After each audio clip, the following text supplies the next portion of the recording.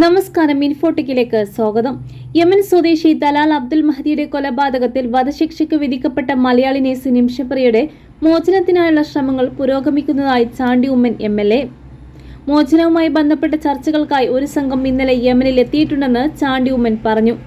ശുഭകരമായ വാർത്ത പ്രതീക്ഷിക്കുന്നതായി അദ്ദേഹം പ്രത്യാശ പ്രകടിപ്പിച്ചു. ആര് ചർച്ച നടത്തിയാലും നല്ലതാണ് എന്നാണ് ചാണ്ടി ഉമ്മൻ പറഞ്ഞത്.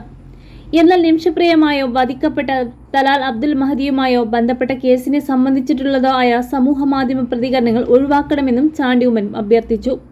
തെറ്റായ സോഷ്യൽ മീഡിയ പ്രതികരണങ്ങൾ നേരത്തെ തലാലിന്റെ സഹോദരനും കുടുംബവും അതൃപ്തി രേഖപ്പെടുത്തിയിരുന്നു. നേരത്തെ ജൂലൈ 16 നിമിഷപ്രിയയുടെ വധശിക്ഷ നടപ്പാക്കുമെന്നായിരുന്നു വിവരം. എന്നാൽ വിഷയത്തിലുണ്ടായ ഇടപെടലുകളെ തുടർന്ന് നീട്ടിവെച്ചിരുന്നു. നിലവിൽ വധശിക്ഷ ഒഴിവാക്കണമെന്നാണ് നിമിഷപ്രിയയുടെയും കുടുംബത്തിന്റെയും മലയാളികളുടെയും ആവശ്യം.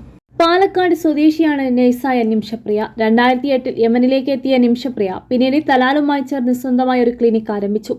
അവരുടെ പാസ്പോർട്ട് കൈവശം വെച്ചിരുന്ന ബിസിനസ് പങ്കാളി കൂടിയായ തലാലിനെ 2017 കൊലപ്പെടുത്തുകയായിരുന്നു കേസ്.